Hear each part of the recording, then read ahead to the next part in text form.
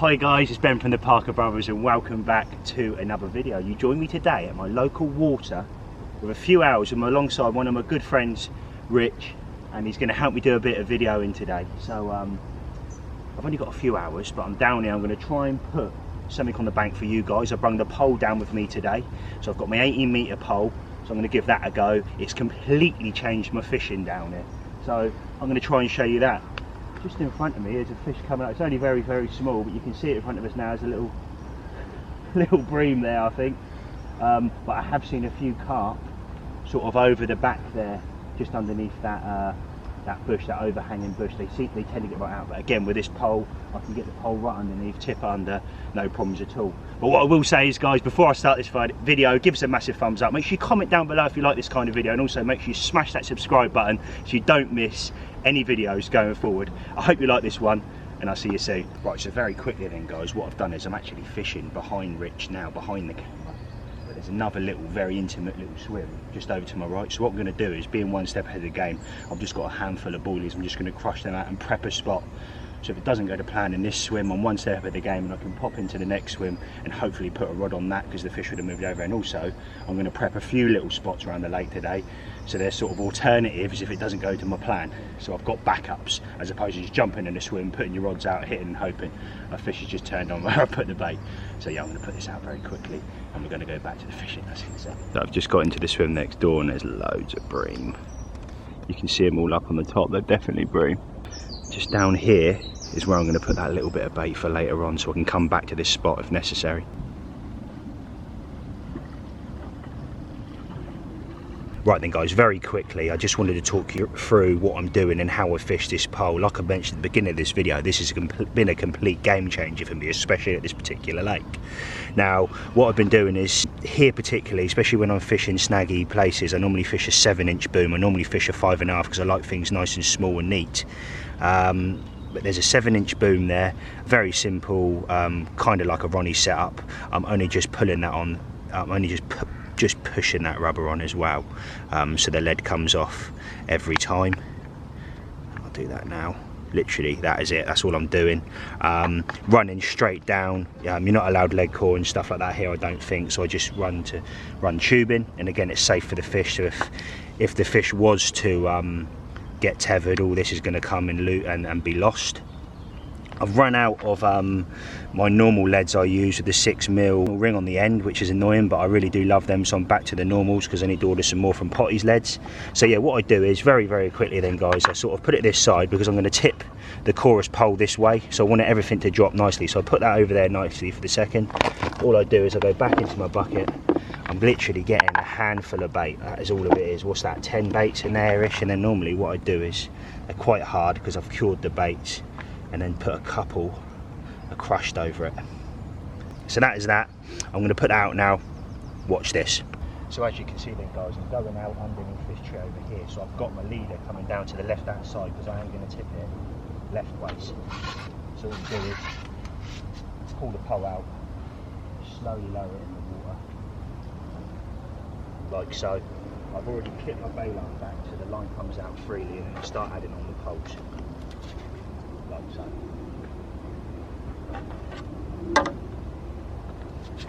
So this particular pole's actually got 12 sections, and I think it's 18 metres, so it gives you plenty of flexibility, especially if you're fishing small waters, intimate little waters.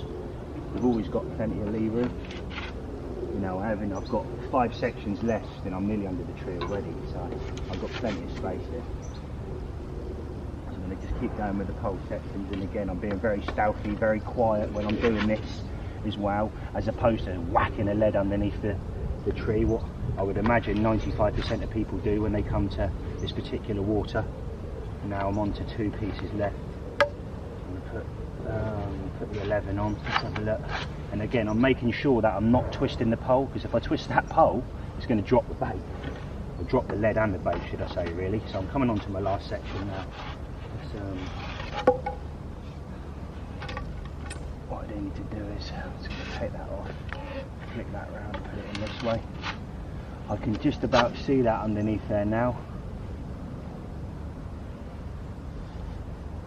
And now I'm going to grab the line here, so I know everything's presentated lovely. The line starts tightening up. I am right underneath that tree now. That physically would be impossible to cast there. And I'm going to go twist it, drop, lovely. I felt that donk down because I've left a little bit of slack on my hand here, and then I just come back with the pole now, carefully, quickly, quietly, and then just start taking the poles back off, and that's pretty self-explanatory stuff. But I would not have been able to cast there if I was just generically casting, so happy days. Let's see what that does. So again then guys, if I just zoom in for you now, that bait went right underneath this bush here. Whew. And that is about where I'm going to put the second rod, and the fish has just turned there, so I need to get that extra rod out now. Wow.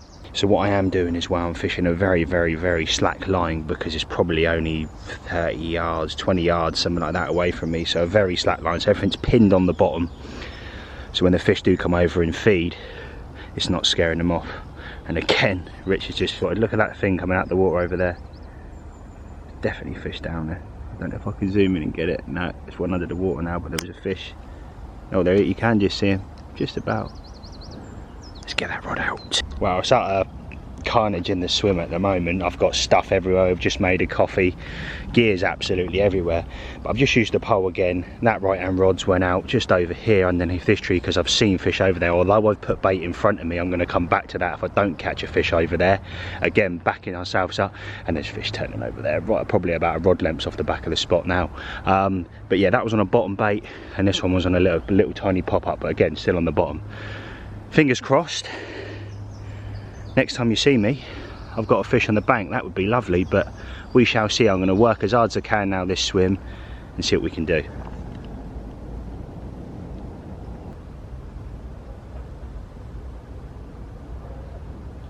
So a quick little update then guys. The rods have been out the duration of about an hour now. There's a lot of commotion underneath this tree where I've put the right hand rod. But if I'm honest, I'm starting to begin to believe, I think there's just a hell of a lot of bream over there, but they're on the upper layers of the waters. So it looks very similar to carp, but you can't quite make them out, but there's only tiny little tails come out. I think I would have had something by now with the commotion that was going on, so that's them two rods. Like I say, I've only got a few hours today. I want to keep mobile. I want to make the most of having Rich here being the cameraman today as well, and hopefully get a fish on the bank. So I'm going to give it probably another half an hour-ish here. Try and sneak something out over on this spot or underneath the tree here, and yeah, go from there really. So that's the update.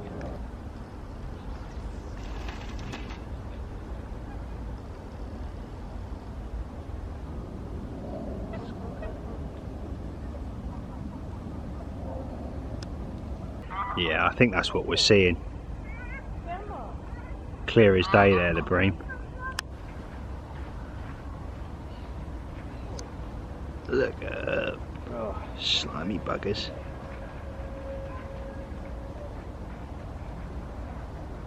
Oh, killing the swim. Now there's a £1.5, £2 carp, probably the second carp we've seen since we've been in here. But they're right up on the top of the water. It's really hot today. We're getting sunburnt now. I can feel it burning the back of my neck. But yeah, I think we're going to move. I know you're probably thinking, well Ben, there's fish in the swim, you're stupid, but you can't fish on the top here. You have to fish on the bottom. The rules state you can't fish on the top, so it's fair enough. I respect that. So we're going to have to try somewhere else. But again, there's still fish. I can see him over there underneath that bush. I can see, but I'm pretty sure it's bream. So that's it, guys. I'm calling it a day in this little section. Although I've kept seeing fish, I'm 99.9% sure it is bream. So trying to keep proactive today. I'm going to break the rods down, put them on the barrow, and we're going to go round and try and find some fish and get something on the bank. So that's the update.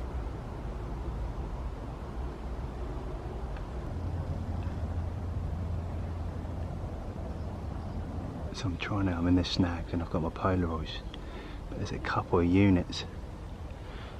I don't think I can see any of the A-team or 7s or anything like that, but there's a couple of units down there. They're good upper doubles. Right then guys, I'm keeping my noise down because obviously there's fish over here, there's fish down here, and the normal swim I fish, the snags, is actually occupied. There's someone in there, so I'm a little bit gutted if I'm honest, because I can put, if I was doing this swim now, I would put money on, because I normally fish the rod just off this branch right in front of here, handful of bait, gets me a fish most times with that pole. So bit gutted, but what I am going to do is I'm going to get as close as I can to it. I have seen fish further up there, so I'm going to try and sneak in a rod up there, and that's not getting in the way of anybody's fishing, because I'm not that guy who's going to start casting over people's rods. So yeah, look, you can see it all going off underneath that branch. They're there, they're sunbathing. God, look at the swirls, they're bricking there in their numbers. Right, well, I've managed to sneak out a rod very, very quickly. I'm only going to put one rod out, but Rich just got some footage there of a little ghostie. I don't know if you've got that, guys, but I've literally just put the rod right here. So, fingers crossed, I've seen fish. Let's see if we can catch one.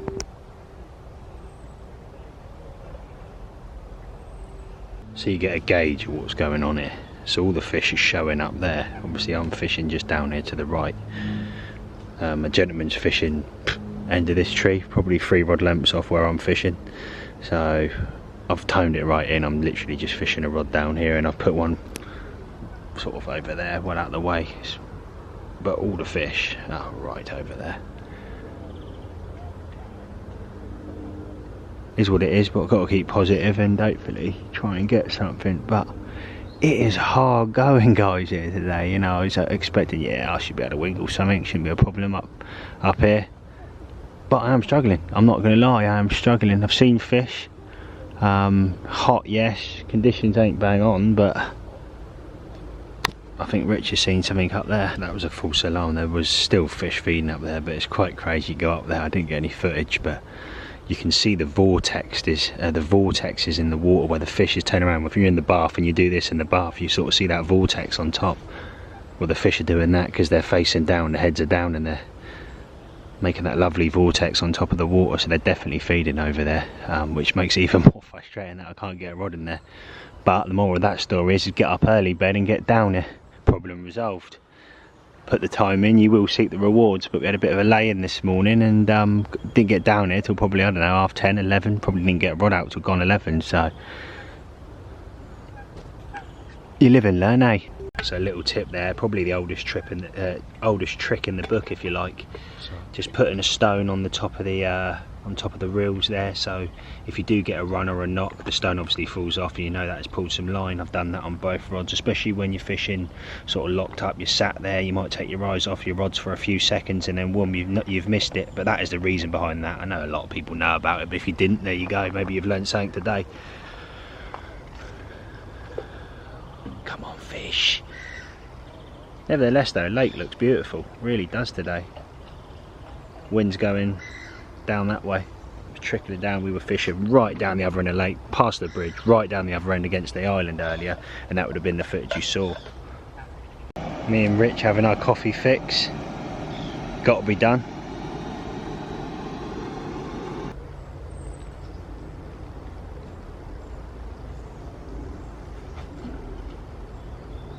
So very quickly, guys, this is something I've come across the last couple of months really. Shimano have brung out a line of bait, and these ones are called RN20s. They're weird. They've got like a nutty sort of smell to them.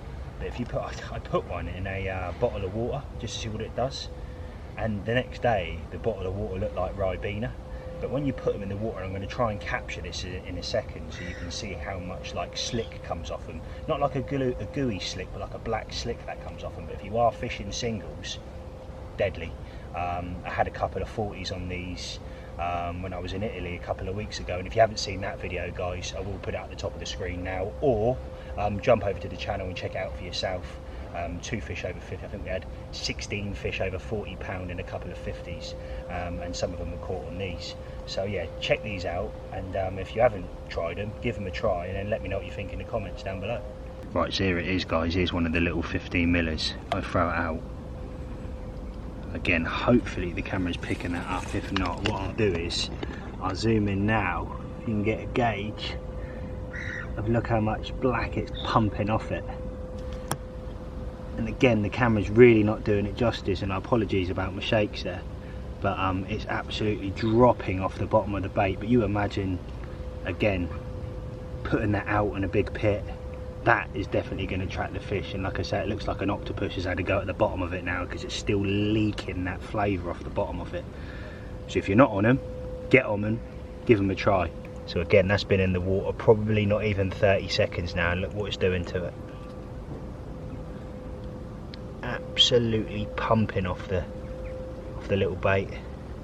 Just there it is in the water, still leaking, but the top of it obviously hasn't been submerged, so it's still black. But they go like a lovely sort of a washed out sort of pinky-ish colour. So yeah, there it is. That's 10 minutes on.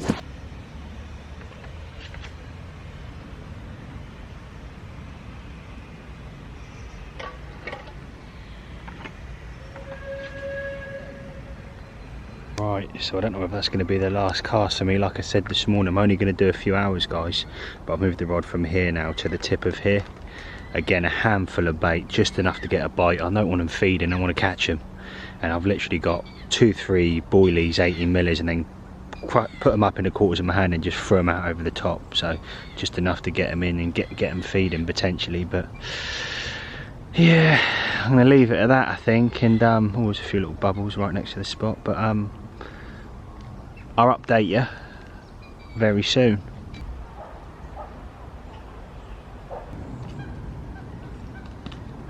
So this particular pole I've got is a chorus pole. I think they're about 150 quid, something like that. But all the poles fit inside it, which is very convenient because when you're fishing, you don't want to bring unnecessary things, but where this folds up, it's so small, you don't even know you've got it in your bag, so just bring it everywhere I'm going with it now. And then you finish it off the top bit, you put the top cap on, he says, put the top cap on like that, and then you've got one on the bottom there, you've got one cap one and one the other, and I think this is an optional extra from them guys, but you've got a nice bag for it as well, so you can put this in. It's got a zip either end. Pops you in like so. It's so easy because now I can put that down, pull that up, put this inside my fishing bag now, and that is not taking up much room at all.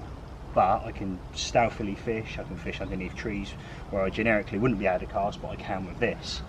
If you want to see more of this, guys, what I will say is I am going to get out, not just do a few hours and do a proper session down there, where I'm doing an overnighter / 48 hours. If you do want to see this pole again, give us a comment down below and I'll come down and do a proper fishing vlog with this pole and hopefully get some fish on the bank for you guys, because this is a weapon in its own mean, definitely. I guess this is the realities of fishing, you know. I mean, I'm not one of these guys that only uploads videos when I catch, because the reality is you don't always catch, although I've been really giving it to them, or not giving them the bait, but really sort of pushing the swim as much as humanly possible today, fishing tight.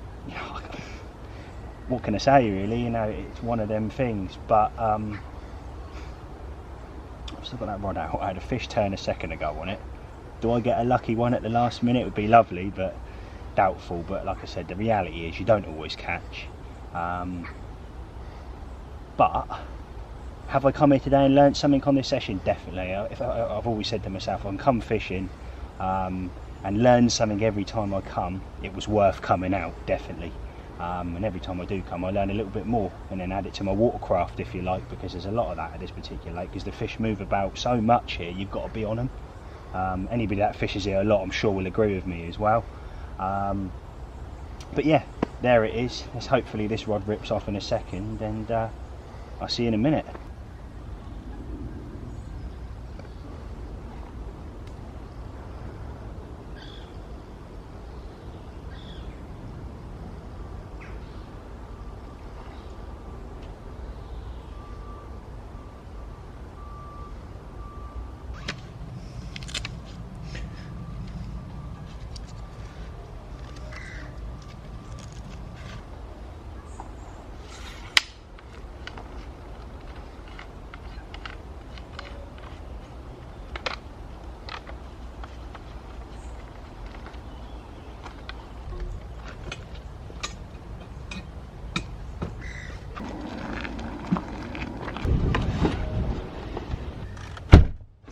Right, well that's me back in the car.